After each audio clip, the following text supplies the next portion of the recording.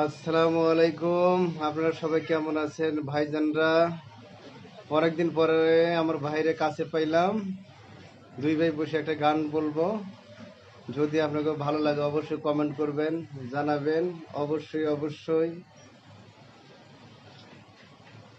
কে আমার পরিচয় ঠিকানা কি জানি না, কে আমার পরিচয় ঠিকানা কি জানি না।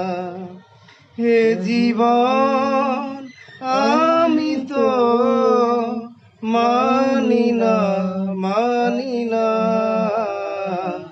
কে আমার পরিচয় ঠিকানা কি জানি না।